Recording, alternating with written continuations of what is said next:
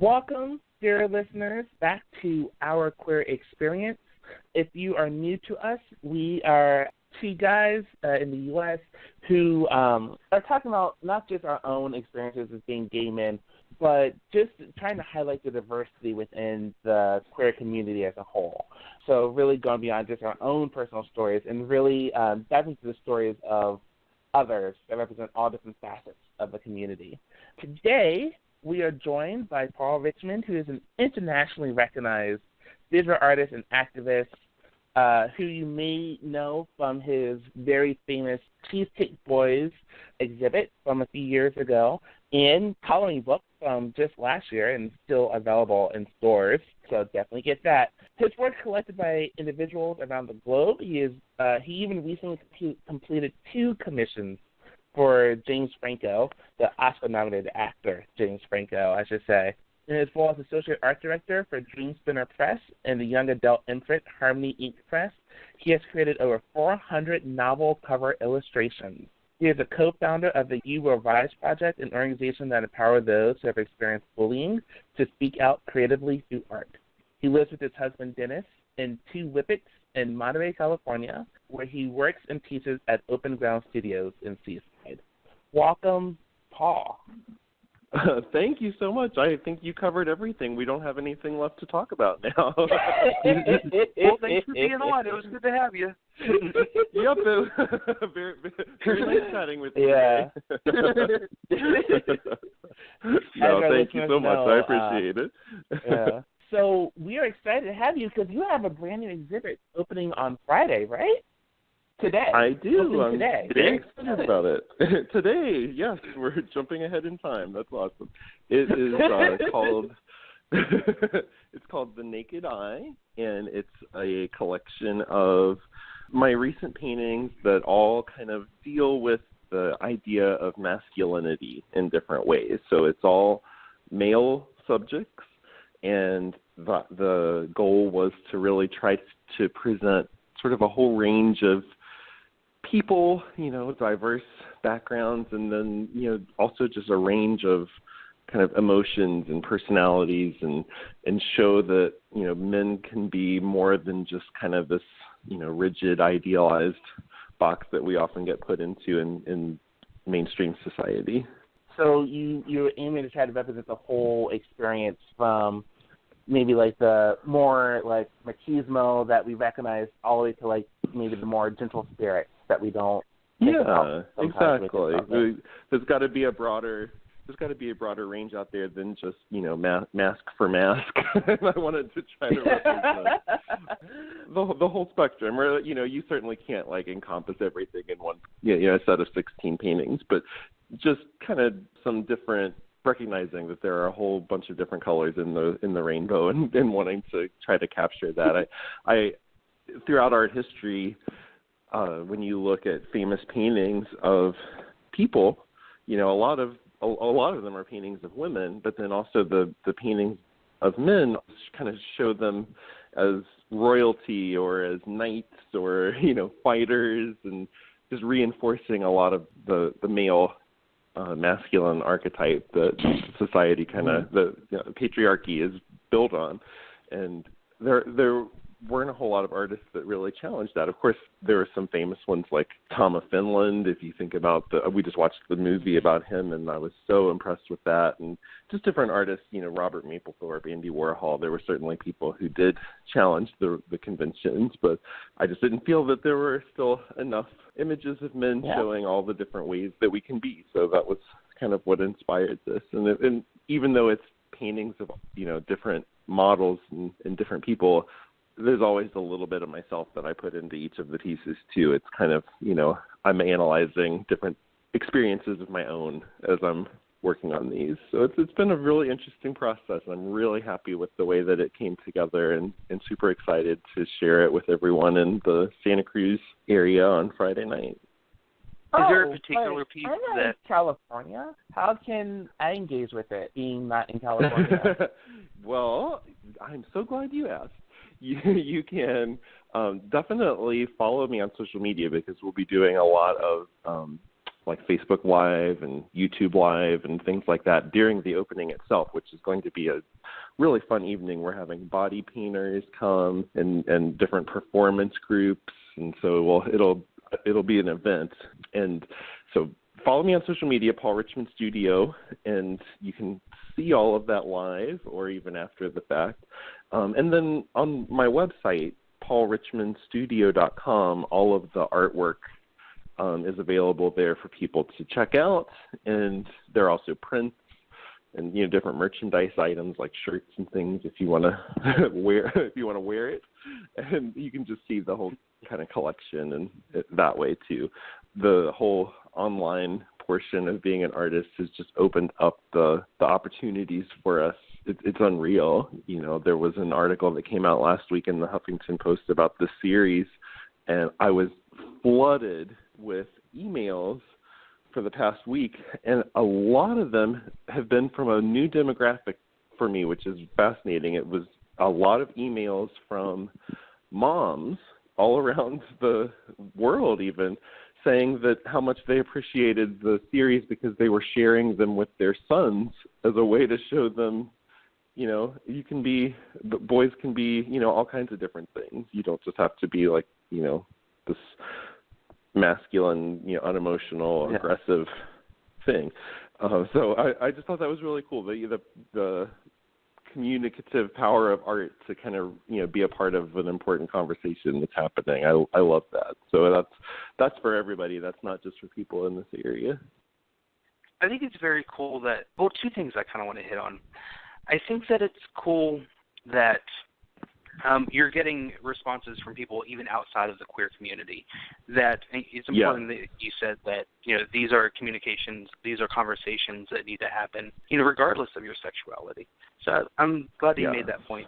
I think it's also interesting whenever you talk about, when you talk about putting, your own personal story into these into these works of art, even though you have a model that you're working from and all that you, put a little bit of yourself in that as well.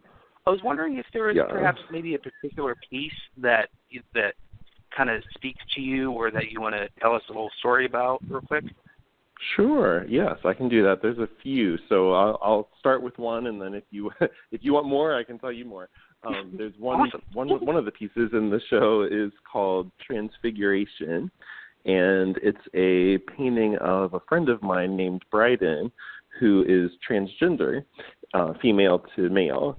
And when we were, he was telling me about his transition and what that process was like. And of course, that's not something that I've been through or can personally relate to, but just learning about, what all he went through in that process. And he was telling me that one of the biggest challenges for him was the chest surgery. It was difficult to actually just get it, scheduled and make it happen, but also there was just sort of like an emotional, psychological component to it for him that was tricky. His painting, I was kind of doing the series where I was it was called War Paint, so I was putting paint on models' bodies and then doing portraits of them, moving the paint across their faces or whatever. And it was, again, just all about kind of representing something more about the person, not just trying to make it look like them, but show something about their personality or whatever. And so for Bryden's, I ended up having, instead of putting the paint on his face like I did with a lot of the other models, I had him put it across his chest. And so in his pose, he's pulling his hands through the paint, kind of scraping it away, like revealing the real, him. And it was a kind of a symbol for that whole process. But what was so cool about it, and this is often true that I find with art in general, not just visual art, but music and writing and everything, when you make a piece that has to do with a certain issue, people who have been through that same thing often really connect with it and get it. And I had that painting of Bryden, the Transfiguration piece, in a show in a museum, and one of the women who worked at the museum came up to me and said that her grandson, who's a teenager, is transgender, and this was in a community, he lived in a community where there really wasn't much representation, so he didn't know any other trans people. And she said when he saw the postcard for that show, that he figured it out and understood what that painting was about, and that it really touched him. And so she wanted to know if he could come to the opening that we were having, the reception for that show. And I said, of course. And it ended up being really awesome because Bryden, the model for the painting, drove out for the opening too. So this kid got to spend a big chunk of time at the show sitting there on this bench in front of the painting, talking with someone who had already been through all of the things that he was going through at that moment. And so they were just sitting there in front of the painting, having this awesome, conversation. And I was so moved by that. I thought, what more could an artist hope for than for their piece to help, bring about these important, conversations and connections and stuff. I think representation is so powerful. So that's one story for you that I personally really am proud of. Yeah. You want more? That's really awesome. I think it shows the power of art. Yeah. I think oftentimes in our modern world, a lot of folks can overlook the importance of the visual arts like this. From your perspective as a professional artist, someone who's not a starving artist, but actually being successful and succeeding, what do you see as kind of like the role of visual arts in our country, our society right now? I think that, the arts can be a very important, vital part of all kinds of activist movements and pushing the society forward. If you just think back to the years of Obama's presidency and all of the incredible, artwork that was made that had to do with that movement, like the Shepherd Ferry poster of Obama, all the way up to just recently when they unveiled the painting of Obama by Kehinde Wiley, who's one of my favorite queer artists. And that was an example of a time period when artists were inspired by something. And now we're sort of in a different phase politically. But I do see a lot of activist artists coming out and, making pieces about the resistance movement and the Me Too movement and Black Lives Matter and all of these different groups. The art play a huge role in that, from the signs that they carry to the T-shirts that you're wearing to actual, paintings and all the different musicians who are writing songs about the, cultural climate right now. I think all of those television shows, movies, all of it helps to keep pushing us forward. I do a lot of work with young people and college students and different groups. And, I've heard so many people talk about different TV shows, like kids who grew up watching Glee and what a difference that made for them just to see, LGBT characters on TV, which is something I couldn't have even imagined growing up in, Grove City, Ohio. I didn't know what gay was. I didn't come out of the closet until I graduated college. And people have access to so much more information now, and I think a lot of it gets filtered through the arts, whether it's visual or writing, literary, performance. It's a huge part of our cultural conversation, and I think it's especially important now. And I was really lucky because my parents are not artists, and so I grew up in a home where there wasn't art on the walls, and most of the time when people would think of art, they were just thinking of something pretty that you can put on a wall, to kind of give it a little color or something.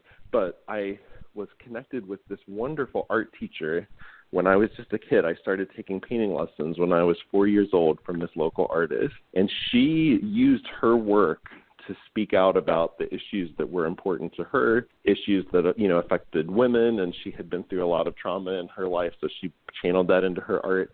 So right away from a very, very young age, I saw that art can be a lot more than just a pretty picture, that it actually is a way of communicating something. And I've always carried that with me, and it's been a way for me to process what I'm going through and what's happening in the world. I've done a number of political pieces like back in the marriage equality movement, I did this painting called Noah's Gay Wedding Cruise that kind of angered some people on the right side, but it was a painting of Noah's Ark, only it was all like gay animal couples and gay couples too, and then all the horrible politicians that were, speaking out against marriage equality, I had them as the kind of drowning sinners in the water. I've channeled a lot of my queer experiences into my artwork, and I think even though I'm not the type of activist that you would necessarily see in the front of a rally with a bullhorn, I can still be a part of these movements through my paintings. So art is kind of how you have your voice and make yourself heard. It is, exactly. And, the great thing about art, too, is that it is very much open to interpretation. Two people can look at the same piece and come away with very different responses, and that's fine with me. Some of the pieces that I make are more obscure, more abstract, you could say, or like open to a lot of interpretation. Some, like the, Noah's Ark one, are a little bit more obvious, but still, it always gets a reaction, and I think that's good. And I like to have my work in places where it's going to be seen not just by people who agree with me, but by all kinds of different people. That Noah's Ark painting, I had they had this fine art show at the Ohio State Fair, and I submitted that one because I thought, where else is it going to be, seen by people here in the Midwest of all backgrounds, and it got in, and I remember, this was probably, 8 or 9 years ago, when I went to pick it up, there was this letter that had been tucked in the back of the canvas. Someone had written, it was like 5 pages long, front and back, handwritten, about, how I was going to go to hell for painting this, and how the devil was guiding my hand as I drew it, and all kinds of crazy stuff. And I always sort of think that when you get to the point of pissing people off, then you've probably done a good job. You've reached enough people. So I kept that letter. That was a good souvenir. For you, any strong emotional response, whether it be joy or anger, is equally as welcome. Yeah, I think that for me personally, I don't read comments on things online about myself because, if you want to believe all of the praise, then you also have to believe all the trash talking. and yeah, no matter what it is you make, if you put it out there, you're going to, and enough people see it, you're going to get both. So I am really glad that people are seeing my work and talking about it and having their own responses to it, whatever they may be, because that's what's important, I think, just, creating conversations. But I don't try to absorb all of that or believe what I'm hearing, because I just have to make what is right for me to make, and whether people like it or not, I can't help that. When I'm in my studio alone working on a painting, I'm not really even thinking about anybody else, just except for me and what I want and need for the painting to be about. And then once it's finished and I put it out there, then you can say whatever you want to say about it, and that's fine with me. And actually, that kind of leads into our next question. As someone who's an artist, critique is a big part of being an artist. And so how do you deal with, I think most folks are like, I can deal with positive feedback, or I can learn how to deal with positive feedback. But how do you deal with the negative feedback and the criticism? That's a good question, because I went to art school. I went to Columbus College of Art and Design, and I think a lot of people, a lot of young artists coming out of high school, maybe where they were like the best artists in their school, and then they go into an art school environment where suddenly everyone is amazing. It can be really hard on your ego, and then you do have a lot of critiques, and in a group setting where if you've made something that's not great, it's probably going to be trashed, and your ego does take a beating. But I think for those who kind of get through that and figure out how to deal with it, you learn how to separate your ego from your artistic process.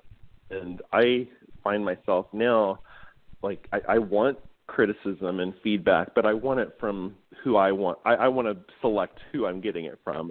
An anonymous person making a comment on, an article online is not the person whose advice I'm seeking, but I have some really talented artist friends and people in my community who I absolutely will say, okay, look at this now. Tell me what's wrong with it. Because I think any kind of creative work, if you spend a lot of time working on something, it starts to morph a little bit. I know if I spend like 10 hours looking at a painting that I'm working on, I don't see it the same way that somebody else who just walked into the room will see it. So it's important for me to check in with people and ask them, is this accomplishing what I want it to accomplish? What do you see when you look at this, and that type of thing. So I think that constructive feedback is good. I think that, mean, catty stuff is useless. And so any of the anonymous online commentary, I just ignore for that reason. And I encourage other people to do that too. And it's easier said than done, because I remember, when I was first starting out and websites and blogs and magazines and stuff were first starting to talk about my work, I wanted to read every single comment and every little thing, because it's like, oh my gosh, they're talking about me, I'm famous. I wasn't, but it felt like it. And so it was, and I actually hear a lot of I'm friends with a number of the drag queens on RuPaul, and they have that same experience where once they start to get a little bit more attention, then they realize oh my God, there are some really mean people. And it can be, I think it can be debilitating for artists if they get too caught up in that. So you just have to find the right balance. I think, you're always learning. You never get to a point where you know everything. And I constantly, want to get better. So I do appreciate useful feedback.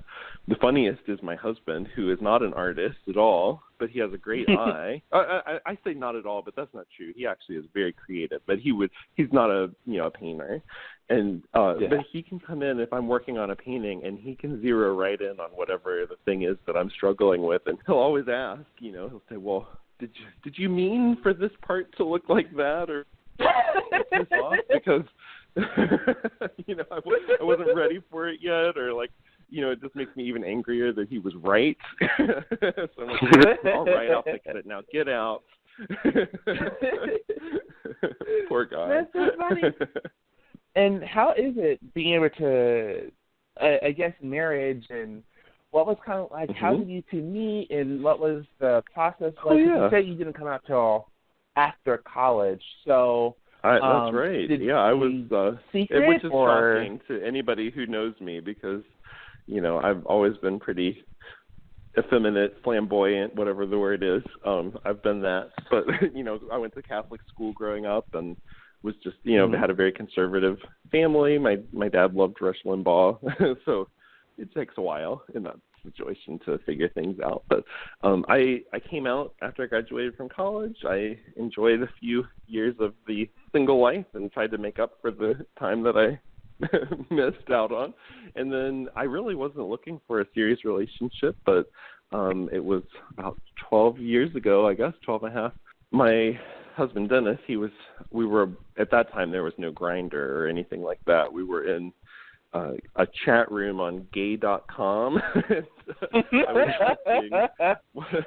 I know I'm dating myself a little here, but whatever.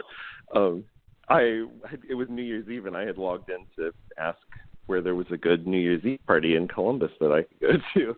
And he was there, and he, struck up a conversation with me, and he is kind of the opposite of me in a lot of ways. I love, going out and going to parties and being crazy and stuff, and he's a lot more reserved and chill, and he wants to be at home with the dogs. So he had no idea where a good New Year's Eve party was. He couldn't help me there.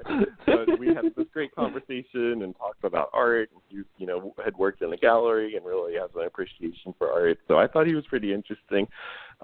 This also will tell you what online dating was like back then too. He did not even have a photo of himself where I could see what he looked like. He had this one picture, but he looked like the Unabomber because he had sunglasses and a hood, and I couldn't even see his face. But he was trying to be a little mysterious, I guess, or something.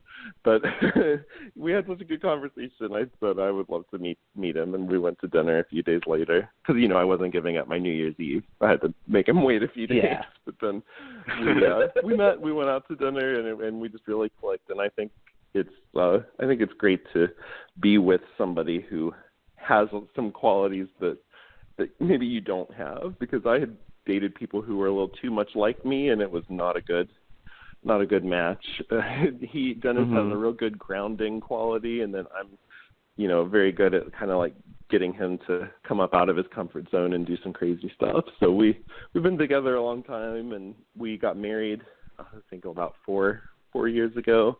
It wasn't legal yet in Ohio, so we went with this whole group, 25 LGBT couples rode on a bus to Washington, D.C., and we got married right in front of the Supreme Court building right before they overturned DOMA. So it was cool to be a part of that whole movement. And so strange then to get back on the bus and go back to Ohio. We were not considered married, but thankfully things have come around. That's awesome, and a great story. Thanks for sharing. Of course. It's fun to think about just how awesome and serendipitous your meeting with your husband was. But also thinking about what you were saying, like criticism, and how he is like one of your best critics. And it reminds me of something Brene Brown said. And she said, "I don't care about anyone's opinion unless they're in the ring with me." And when you're talking about like only caring about certain folks' opinion, I think that's a really good take-home message for anyone, not just for artists, but for anyone out there who does anything outside of just themselves. Because anytime it's so anything true. in public, it's so show up to so that's really cool. I love there's a quote from RuPaul who said something like, other people's opinions of me are none of my business. And I think that's a really good word to live by, because if you try to please everyone, you won't please anybody. And I am proud of the fact that throughout my years of being an artist, I've pissed off a lot of people. I think that there are some people that you're doing a good job when you piss them off. Like I had the Westboro Baptist Church at one time was threatening to do a protest because of a painting that I made, and they even made their own version of it that had the counter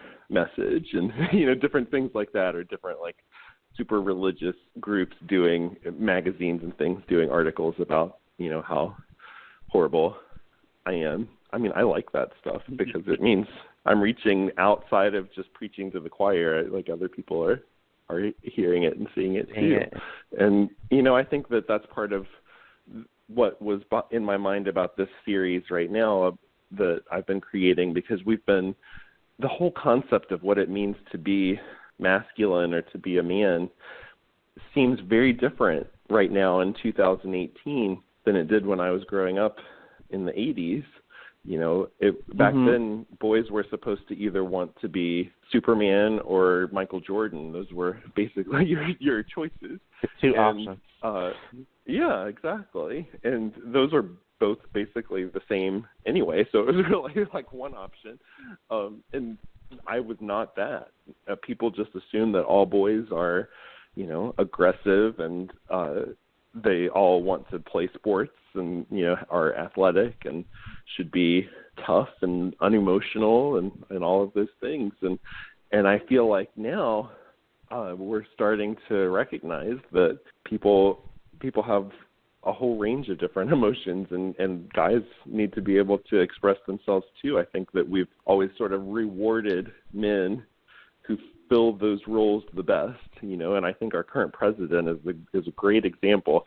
He's not so athletic, I wouldn't say, but he's definitely embodies that whole macho, I can do whatever I want, I can have whoever I want. It's, just take kind of mentality that has been kind of what men throughout history who are very successful, how they project themselves. And I just think that that's garbage. And we have to show kids that they have more choices. Just like young people who are coming out of the closet, have a lot more choices of what they're coming out as. When I came out, you could be gay, you could maybe be bi, but people wouldn't really take that very seriously. And, of course, there were trans people, but it wasn't nearly as talked about as it is now.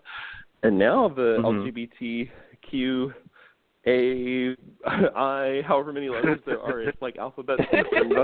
I think that's amazing, because nothing's black and white. We are very complicated people. Everyone is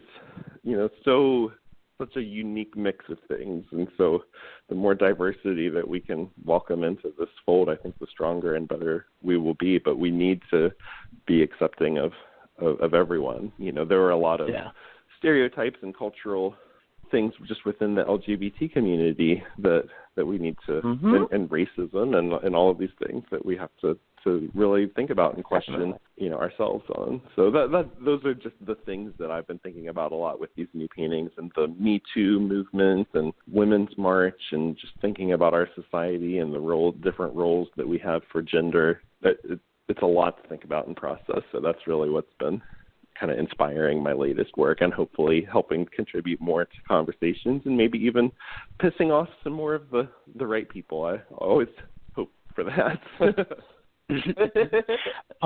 I think you can always piss off the wrong people as well.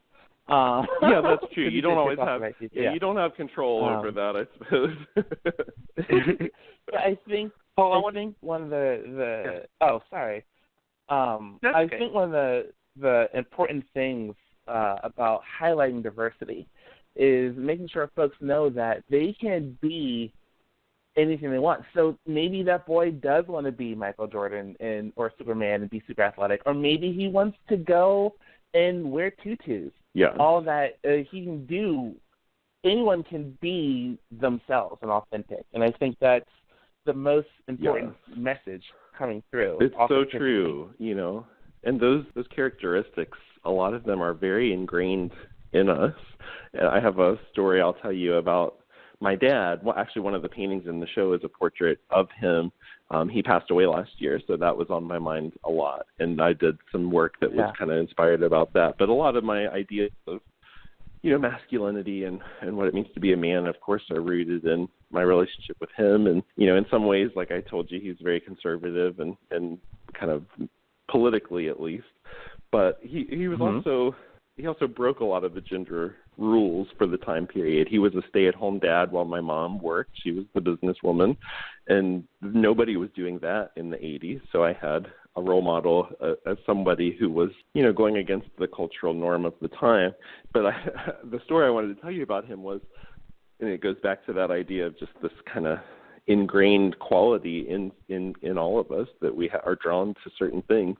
When I was a kid, I had all of my role models were women. I loved She-Ra, cartoon women, Wonder Woman. My favorite singer was Dolly Parton. I worshipped her.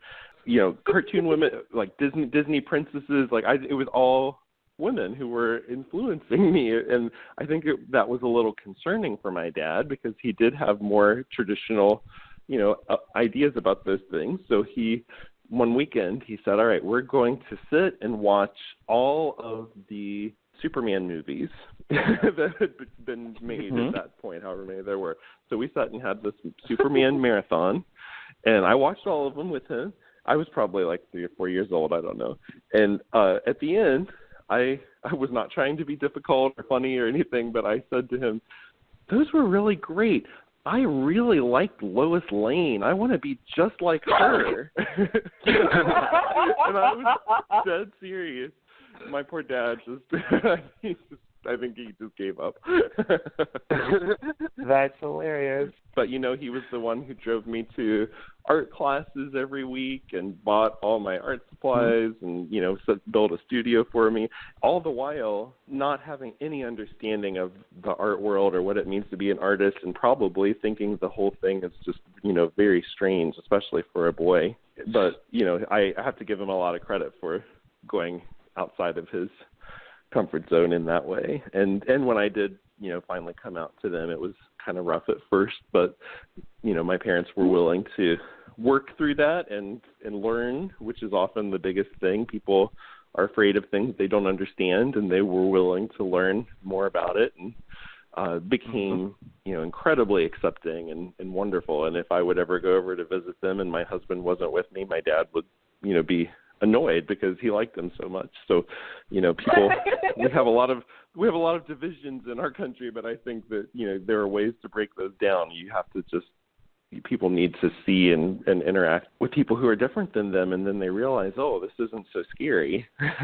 Mhm. How long did it take you for your parents, for your dad especially, to get to that point?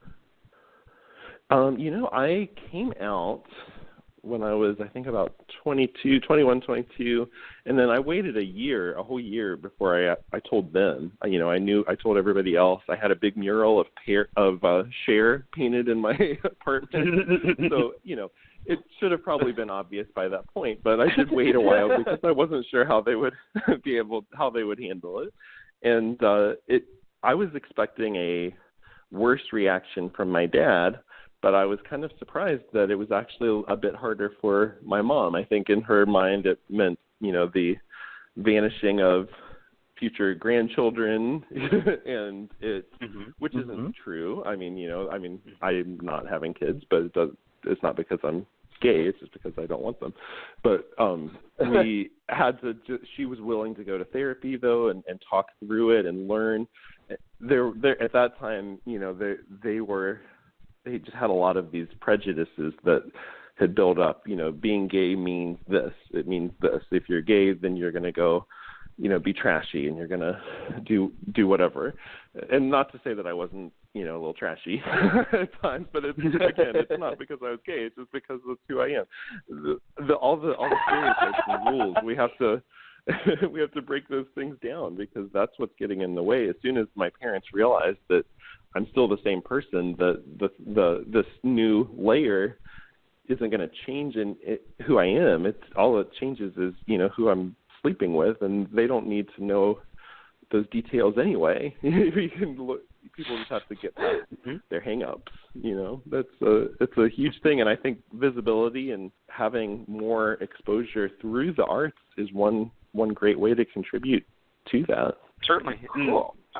Speaking for me, I appreciate what you're doing to achieve that, to being your authentic self, and for sharing your story with us, but also through your artwork. I respect you for that, man. Thank you very much. I appreciate that. And like I said, I was very fortunate to have a great teacher who taught me from an early age to do that. And one of the things that I'm the most proud of is a project that I started with her about 7 years ago. We've remained friends. Her name's Linda, and we started this anti-bullying program called the You Will Rise Project, because I felt that, her art classes were critical in helping me to deal with the bullying that I experienced, which was severe when I was growing up, because I was so effeminate and didn't fit in, and, I was tortured at school. And she helped me channel all of that into art and make paintings about it. And it made such a difference. It helped, because when you're bullied, you don't want to talk about it necessarily. It's kind of embarrassing, especially since I was being bullied for this whole gay thing that I didn't even understand yet. So having a way to get it out without having to talk about it necessarily was so critical. So we started this project that empowers young people to make art about those experiences, about anything they want, and to be completely uncensored, because oftentimes, they have to be very careful about what they make in school and stuff. There's a lot of rules, but they can make art with us that has all kinds of cuss words in it, that depicts all kinds of horrible things, because bullying isn't always, back to that idea, like art doesn't just have to be a pretty picture. It can be very intense. It can be scary. It can be whatever it is that you're trying to express. And we have seen so many kids come through this project. We do workshops and things. We have one coming up here in April, and we're doing a little fundraiser for that as a part of the opening on Friday. People can get body painted and then make a donation to our project. But we bring kids together. It's totally free for them, and they get to just make art all about their experiences with bullying, and then we do a big public exhibit of that work to help educate the community, because seeing the art is also really important. A lot of adults don't understand what these kids are going through, and a lot of the students that come and work with us are from the LGBT community, but it's open to anybody, because you can be bullied for any number of reasons. So it's constantly inspiring for me to be around all these young people and to hear about what their lives are like now. I think it's really easy for people to grow up and forget, or to think that, everything is the same for kids today as it was for us. But one big difference I can tell you about right now, when I was growing up, there was no internet. So at the end of the school day, the bullying was done. But now kids come home from school and they continue to be harassed all through the evening and night by people on social media and through apps and texting and whatever. So in a lot of ways, it's a lot harder now because there's no escape for these kids. So that's one way that I'm trying to pay it forward through that project, because it really, I know that I was very lucky to have such a great teacher and to be taught how to express myself. And I think that's the biggest reason why I still make the kind of art that I make today. So it was really important to me to find a way to help other young people do the same thing. Super cool. And so that is in Ohio, or is it Ohio and California now? It is all over. We have everyone involved with the project is a volunteer, so we do have volunteers in Ohio. We have some out here, and we even have some in other states. Our project is online, so we publish works that people submit to us on our website, youwillriseproject.com. But then we will go and do workshops and things anywhere. We've done them certainly in Ohio and in California, but we've also traveled to other states and other places to do different things. We did a huge mural at Cornell University that was made out of 7,000 Post-it notes, and the different colors of the Post-it notes created these portraits of students' faces on the wall, and then they had written kind of like negative labels on them and positive ones too. It was this whole idea of labeling. We did a similar thing here this past fall. 35,000 puzzle pieces we used to make giant portraits of people from the community. So I like using art in kind of big public ways to make statements about this kind of stuff, because people really do connect with it. It gives them a whole different way to experience something, and I love being a part of that. Well, thank you so much for joining us, Paul. Yeah, Tell us the name of your website one more time. Sure. It is paulrichmondstudio.com, and you can get links to everything on there, whether you want to see my videos on YouTube or, buy prints or whatever it may be. Fantastic. And you and your exhibit is opening tonight. Tonight in right, Santa Cruz, downtown Santa Cruz. At Faust, which is right downtown in Abbott Square. We'll be there from 5 to 9. And if you're in this area, come by and you can see the artwork. You can get yourself your face or your body painted if you want. We're going to have a photo booth so you can document that experience. I'm even going to bring some of the Cheesecake Boy coloring books, so if you want to hang out in the corner and color some cute boys, you can do that too. It'll be a fun party. And if you don't live in Santa Cruz, then just stay tuned, because I'll be posting lots of videos and stuff from the opening. It should be a really fun night. I'm super excited. Fantastic. Well, thank you so much for joining us. I'm sorry you ran out of time. My pleasure. I wish Thank we you. could keep going. All the best to you, and we look forward to when you. I'm sure you'll have another exhibit in Ohio, so Bruce can see you. But when you have an exhibit in Oklahoma, I will be the first one in line for it. So okay, I will be there.